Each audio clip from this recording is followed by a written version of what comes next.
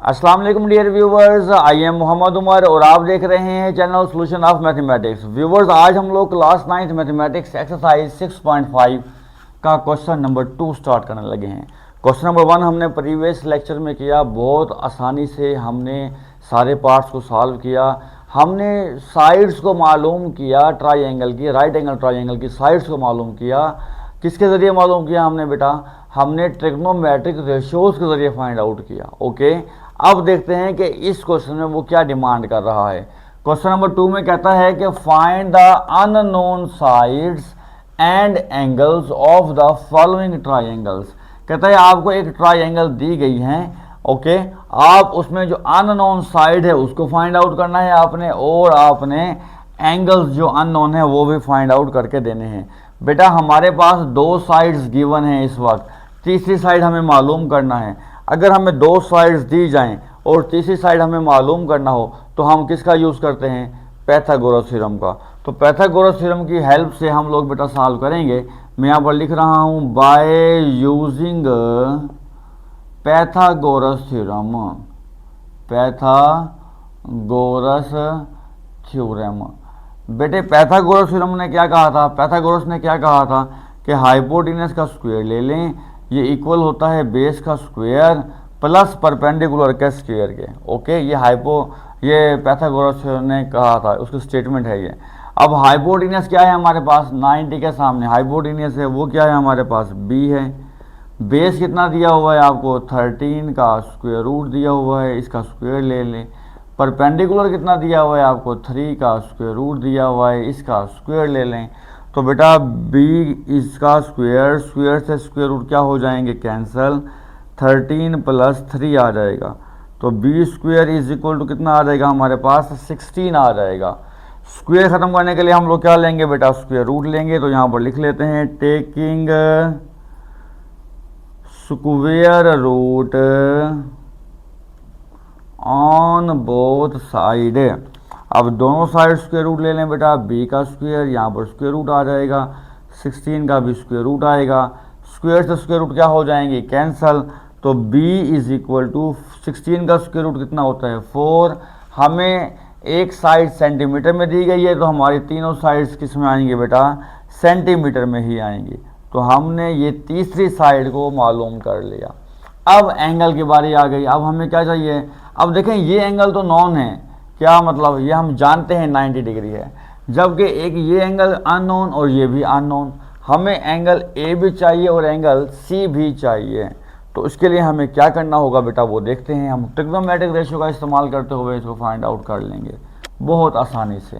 जी देखिएगा, अब हमें एंगल चाहिए ए। ओके, पहले आप थीम समझ लें, क्वेश्चन को कैसे सॉल्व करना है। ओके, हमें क्या चाहिए? Angle A. अब तीनों साइड्स हमें दी गई हैं, तीनों साइड्स हमें दी गई हैं। मैं यहाँ पर यूज़ करता हूँ बेटा टेन थीटा, एग्जाम्पल दे रहा हूँ मैं आपको यहाँ पर।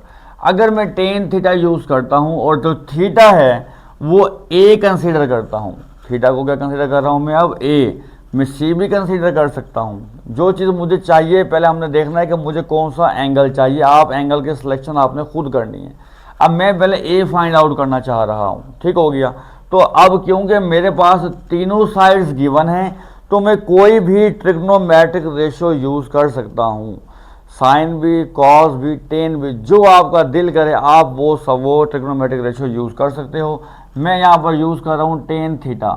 टेन थीटा होता क्या है? 2 प्रिपेयर ब्यूटी, यानी कि परपेंडिकुलर ओवर होता है बेस। ओके, अब यहाँ क्या करने लगा हूँ मैं बेटा? टेन लिख लिया। ये इस थीटा की जगह पर क्या मेंशन कर रहा हूँ? मेजर एंगल ए। थीटा की जगह पर क्या लगा रहा हूँ मैं यहाँ पर बेटा? जो मुझे मालूम करना है, मेजर एंगल ए मैं मालूम करना चाह रहा हूँ। अब देखें, अगर मैंने मेजर एंगल ए लिखा तो अब बेस क्या बन गई? बेस बन जाएगी ये 13 का स्क्वायर रूट, क्योंकि इस लाइन पर 2 एंगल हो गए। बात समझ आ रही है? अगर मैं मेजर एंगल सी लूँगा तो अब सी के लिहाज से बेस क्या बन जाएगी? ये 3 का स्क्वायर रूट बन जाएगी। ये जहन में रखना है आपने। जो एंगल ले रहे हैं बेस उसी हिसाब से सेट होगी। फिर जी हमने एंगल ए लिया तो बेस क्या बन गया हमारी बेटा? 13 का स्क्वायर रूट। परपेंडिकुलर क्या है हमारे पास? अब परपेंडिकुलर है हमारे पास बेटा 3 का square root divide by base कितना है? 13 का स्क्वायर रूट। ओके, अब हमें क्या चाहिए, हमें तो चाहिए मेजर एंगल ए। तो हम क्या करेंगे बेटा, major angle A is equal to, ये 10 है, इसको मैं इधर भेज दूंगा तो क्या हो जाएगा, 10 इनवर्स 3/13 का स्क्वायर रूट, ऐसे लिख लूँगा। ओके, और अब अपने कैलकुलेटर से इसको सॉल्व करके मेजर एंगल ए में बेटा फाइंड आउट कर लूँगा। ओके, तो अपना कैलकुलेटर उठाएं और मेरे साथ साथ सॉल्व करें, मैं भी सॉल्व करता हूँ, आप भी मेरे साथ सॉल्व करें ताकि आपकी भी प्रैक्टिस हो जाए बेटा। जी बेटा, आप लिखें 10 इनवर्स, लिखें, शिफ्ट प्रेस करें, 10 प्रेस करें, 10 इनवर्स आ जाएगा, फिर ब्रैकेट स्टार्ट करें और फिर लिखें 3 का square root divide 3 square root लें। ओके, फिर 3 डिवाइड बाय 13 करें और इक्वल प्रेस कर दें। तो इक्वल प्रेस करने पर आपका जो रिजल्ट आएगा बेटा वो क्या आ जाएगा, वो आपका आंसर आएगा 25.65 डिग्री। ये आपके पास क्या आ गया बेटा, ये आपके पास मेजर एंगल ए आ चुका है। ओके, क्या आ चुका है, ये आपके पास मेजर एंगल ए आ चुका है। अब आपको क्या चाहिए, मेजर एंगल सी चाहिए। मैंने कहा है कि आप, अगर आपके पास तीनों ट्रिग्नोमेट्रिक रेशोज हैं तो आप कोई भी ट्रिग्नोमेट्रिक रेशो यूज़ करते हुए क्या मालूम कर सकते हो, कोई भी एंगल मालूम कर सकते हो। तो अब मैं क्या कर रहा हूँ, मैं अब लिखता हूँ यहाँ पर आल्सो टेन थीटा, दोबारा टेन थीटा यूज़ कर लेता हूँ। टेन थीटा क्या है मेरे पास बेटा, परपेंडिकुलर ओवर बेस होता है कि नहीं होता। अब देखिएगा, अब मैं जो एंगल ले रहा हूँ, एंगल कौन सा लूँगा, मैं सी लूँगा। तो मैं यहाँ लिखूँगा टेन के बाद थीटा कौन सा पुट करना है मैंने, major angle C is equal to, अब मेजर एंगल सी के लिहाज से परपेंडिकुलर और बेस, सी के लिहाज से बेस क्या हो जाएगी बेटा, 3 का स्क्वायर रूट होगा। पहले ये बेस तो लिख देना, यहाँ पर 3 का स्क्वायर रूट है। ओके, अब परपेंडिकुलर क्या होगा, 90 के सामने हाइपोटेनियस, ये परपेंडिकुलर हो जाएगा, यानी कि 13 का स्क्वायर रूट। ओके, हमें क्या चाहिए, हमें तो चाहिए मेजर एंगल सी चाहिए हमें तो बेटा। तो इज इक्वल टू 10 इधर आकर क्या हो जाएगा, 10 इधर आकर इनवर्स हो जाएगा किसका, एक स्क्वायर रूट ले लें बेटा, 13/3 का स्क्वायर रूट। आप कैलकुलेटर अपना यूज़ करें, शाबाश, कैलकुलेटर पर इसका रिजल्ट आप लोग फाइंड आउट कर लें। अब आपने क्या लिखना है बेटा, आपने लिखना है शिफ्ट प्रेस करें और 10 लें, 10 इनवर्स आ जाएगा आपके पास। ओके, फिर ब्रैकेट स्टार्ट लें, ब्रैकेट स्टार्ट करने के बाद स्क्वायर रूट लें, फिर अगेन ये आपने स्क्वायर रूट ले लिया, स्क्वायर रूट के बाद 13 डिवाइड बाय 3 लिख दें, 13 डिवाइड बाय 3 लिखें और फिर इक्वल प्रेस कर दें। आपके पास आंसर आएगा बेटा 64 पॉइंट, मेजर एंगल सी आ जाएगा 64.34 डिग्री। तो ये आपके पास मेजर एंगल बेटा सी आ जाएगा। ओके, तो हमने ट्रिग्नोमेट्रिक का यूज़ करते हुए एंगल्स को फाइंड आउट करना सीख लिया है। ओके, अब मूव कर रहे हैं हम इसके बेटा सेकंड पार्ट की तरफ। जी बेटा, सेकंड पार्ट है इसका, आपको एक राइट एंगल ट्रायंगल दी गई है, आपको एक साइड सी दी हुई है, दूसरी साइड भी दी हुई है, तीसरी साइड मालूम करनी है। अगर दो साइड्स गिवन हो तो तीसरी साइड हम कैसे मालूम कर सकते हैं, पाइथागोरस थ्योरम के ज़रिए, जैसे अभी हमने प्रीवियस क्वेश्चन में किया। तो मैं यहाँ पर लिख रहा हूँ by using Pythagoras theorem, by using Pythagoras theorem. Okay, Pythagoras theorem क्या है हमारे पास बेटा, हाइपोटेनियस का square is equal to base का स्क्वायर प्लस परपेंडिकुलर का स्क्वायर। 90 डिग्री के सामने हमेशा क्या होती है हमारे पास हाइपोटेनियस, वो बी दिया हुआ है, बी का स्क्वायर आ गया मेरे पास। बेस क्या दी हुई है 4, 4 का स्क्वायर आएगा। परपेंडिकुलर क्या दिया गया है 4, तो बेटा यहाँ भी 4 का क्या आ जाएगा, स्क्वायर आ जाएगा मेरे पास। ओके, तो बेटे B square is equal to 4 का स्क्वायर कितना होता है 16, 4 का स्क्वायर 16 स्क्वायर रूट में आ जाएगा। तो B square is equal to कितना आ जाएगा 32 का स्क्वायर रूट, 32 का स्क्वायर रूट। अब मैं क्या इसको लिख सकता हूँ 32 को 16 × 2 लिख सकता हूँ ना, ये 16 या 2 बार था, ऐसे भी लिख सकता हूँ। अब 16 का स्क्वायर रूट कितना होता है बेटा, इधर भी स्क्वायर रूट लेंगे, स्क्वायर से स्क्वायर रूट क्या हो जाएगा, कैंसिल हो जाएगा। जब मैं स्क्वायर रूट लेना है तो बोथ साइड लेना है, ठीक हो गया जी। तो b इज इक्वल टू बेटा 16 का स्क्वायर रूट 4 और 2 का स्क्वायर रूट ऐसा ही रहेगा। तो ये सेंटीमीटर में हमारे पास, इसकी तीसरी साइड हम लोगों ने फाइंड आउट कर ली। एक बार दोबारा देख लें कैसे किया, पाइथागोरस थ्योरम यूज़ किया। बेस कितना था, b था, तो सॉरी हाइपोटेनस कितना था, b का स्क्वायर, बेस 4 था, 4 का स्क्वायर, परपेंडिकुलर भी 4 था, 4 का स्क्वायर ले लिया, ठीक है। फिर b का स्क्वायर एज इट इज़ 4 का स्क्वायर, 4 का स्क्वायर 16, 4 का स्क्वायर 16। स्क्वायर रूट ख़त्म करने के लिए क्या लिया हमने बेटा, स्क्वायर रूट ले लिया। स्क्वायर को ख़त्म करने के लिए स्क्वायर रूट ले लिया। तो बेटा स्क्वायर से स्क्वायर रूट क्या हो गया, कैंसल। 16 प्लस 16 कितना हो गया, 32, ओके। या मैं इसको ऐसे भी लिख सकता हूँ, 16 प्लस 16 को 16 मल्टीप्लाई 2, क्योंकि 16 का स्क्वायर रूट होता है 4, 2 का स्क्वायर रूट पॉइंट में आएगा, तो हमने पॉइंट में नहीं लिया तो 2 का स्क्वायर रूट लिख दिया। तो इस तरह से हमारे पास ये क्या आ गया बेटा, b की वैल्यू आ गई। अब हमें एंगल a चाहिए, क्या चाहिए, एंगल a, और एंगल c चाहिए। वही मैं टेन थीटा यूज़ करूँगा, क्योंकि अब तीनों साइड्स आ गई हैं। ट्रिग्नोमेट्रिक रेशियो कोई भी मैं ले सकता हूँ बेटा। तो मैं यहाँ पर लिख रहा हूँ tan theta is equal to होता है 2 prepare beauty perpendicular over base.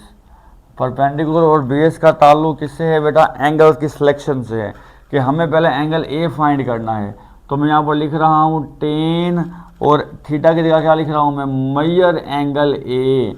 मैं Maihar angle A find out करना चाह रहा हूँ बेटा। जब Maihar angle A find out करना है तो बेस क्या बन गई हमारी, ये 4 बन गई, ये बेस है हमारे पास, और परपेंडिकुलर भी क्या है हमारे पास बेटा, 4 ही है। तो 4 से 4 क्या हो गया, कैंसिल 1। हमें क्या चाहिए, मैयर एंगल ए चाहिए। यहाँ पर टेन इधर अगर क्या हो जाएगा बेटा, इन्वर्स हो जाएगा। टेन इन्वर्स 1 कितना होता है, कैलकुलेटर यूज़ करें तो टेन इन्वर्स 1 आपके पास आ जाएगा 45 डिग्री। तो बहुत आसानी से हमने मैयर एंगल ए को फाइंड आउट बेटा कर लिया है। अब मैयर एंगल सी को फाइंड आउट करने के लिए हमें क्या करना पड़ेगा, फिर टेन थीटा यूज़ कर रहा हूँ मैं यहाँ पर। Tan theta is equal to 2 prepare beauty. तो ये परपेंडिकुलर आ गया, ये हमारे पास बेस आ गया, ओके। तो यहाँ पर क्या आएगा, टेन आ जाएगा। टेन थीटा की जगह पर हम क्या लगा लेंगे बेटा, मैयर एंगल कौन सा यूज़ करना है, सी।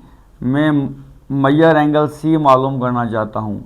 अब सी के लिहाज से बेस लाइन जो बनेगी वो ये वाली ए बनेगी, यानी कि 4 बनेगी। और परपेंडिकुलर भी कितना है बेटा, 4 दिया हुआ है, सेम वैसा ही हो गया। 4 1 जा 4 आ गया। हमें चाहिए मैयर एंगल सी। तो बेटा टेन को किधर ले जाएंगे, अपनी राइट हैंड साइड तरफ। तो यहाँ पर क्या आ जाएगा, टेन इनवर्स यहाँ पर 1। तो आप जब टेन इनवर्स 1 लेंगे तो वो कितना आएगा कैलकुलेटर से, 45 डिग्री आएगा। तो इस तरह से हमने बेटा ट्रिग्नोमेट्रिक रेशियो का इस्तेमाल करते हुए एंगल्स को भी फाइंड आउट करना सीख लिया है। ट्रिग्नोमेट्रिक रेशियो से ही हम लोगों ने साइड को मालूम करना सीखा, ट्रिग्नोमेट्रिक रेशियो से ही हमने एंगल को मालूम करना सीख लिया। पाइथागोरस थ्योरम हमें पहले से आता था। इन्हीं चीज़ों के कम्बिनेशन से नेक्स्ट क्वेश्चन भी ऐसे ही सॉल्व होंगे बेटा। तो मूव कर रहे हैं हम अभी क्वेश्चन नंबर 3 की तरफ। क्वेश्चन नंबर 3 स्टार्ट करने से पहले वो तमाम बेटे वो तमाम बेटियाँ जिन्होंने अभी तक चैनल को सब्सक्राइब नहीं किया, उनसे रिक्वेस्ट है कि पहले वो चैनल को सब्सक्राइब कर लें, बेल आइकॉन को ऑन कर लें, ताकि आने वाली तमाम वीडियोस के नोटिफिकेशन आपको वक्त पर बेटा मिलते रहें, ओके। तो मूव कर रहे हैं क्वेश्चन नंबर 3 की तरफ। कहता है each side of square field, एक स्क्वायर फील्ड है बेटा, उसकी हर साइड, चारों साइडें यानी कि 60 मीटर लॉन्ग। कितनी लॉन्ग लेंथ है उसकी बेटा, 60 मीटर लेंथ है। Find the length of the diagonals of the field, field के डायगोनल्स की लेंथ आपको बेटा मालूम करके देनी है। गौर कीजिए, मैं यहाँ पर एक क्या बना रहा हूँ बेटा, एक स्क्वायर फील्ड बना रहा हूँ बेटा। ये स्क्वायर फील्ड है जिसकी हर साइड कितनी है बेटा, 60 मीटर है।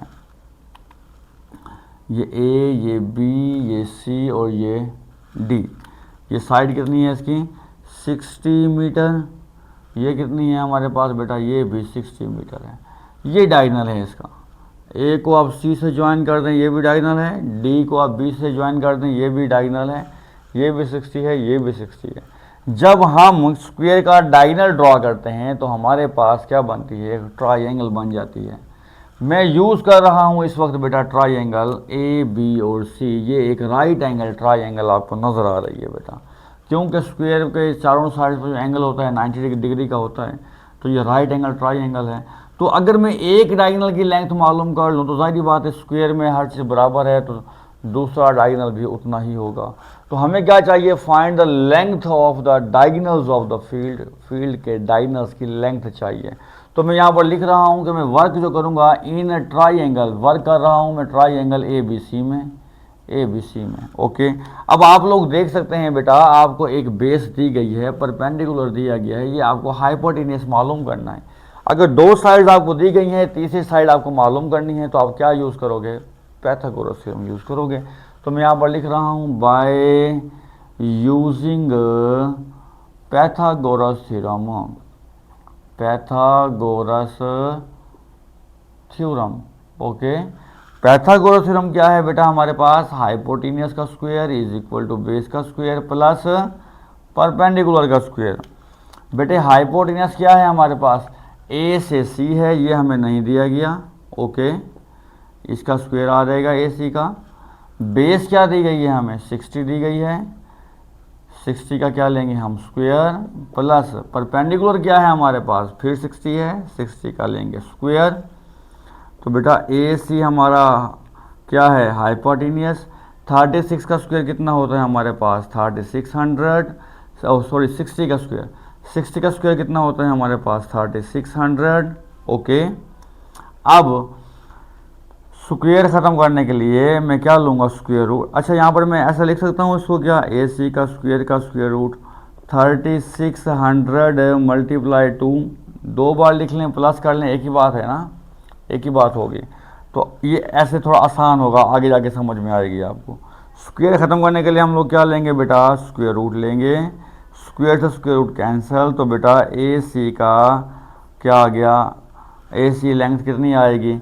अब 3600 का जो स्क्वायर रूट होता है वो होता है 60, 2 का स्क्वायर रूट नहीं होता, तो ये 2 का स्क्वायर रूट हम 2 को स्क्वायर रूट के अंदर ही लिखेंगे। अगर मैं इनको ऐड करता 7200 करता तो मुझे एक लंबी सी फैक्टराइजेशन करनी पड़ती सॉल्व करने के लिए। तो मैंने शॉर्टकट मेथड यूज़ किया कि 3600 प्लस हो रहे हैं तो 2 से मल्टीप्लाई भी हम कर सकते हैं। जैसे 3 प्लस 3 कितने होते हैं, 6 होते हैं, या मैं 3 को 2 से मल्टीप्लाई कर दूँ तब भी तो 6 ही आना है। तो यही वाली प्रॉपर्टी यूज़ की है मैंने यहाँ पर बेटा, कि 2 नंबर को प्लस करें या एक नंबर को 2 से मल्टीप्लाई कर दें, लेकिन होने सेम चाहिए, ख्याल कीजिएगा। तो 60 स्क्वायर रूट 2 हमें लेंथ मीटर में दी गई है, तो यहाँ पर आंसर भी क्या आएगा, मीटर में आएगा।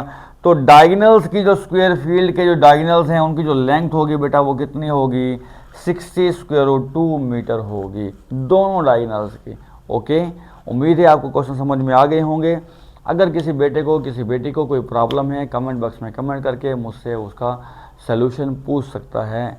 ओके, अब तक के लिए इतना ही, मिलते हैं इंशाल्लाह नेक्स्ट लेक्चर में, नेक्स्ट लेक्चर के साथ। इजाज़त दीजिए, अल्लाह हाफिज़।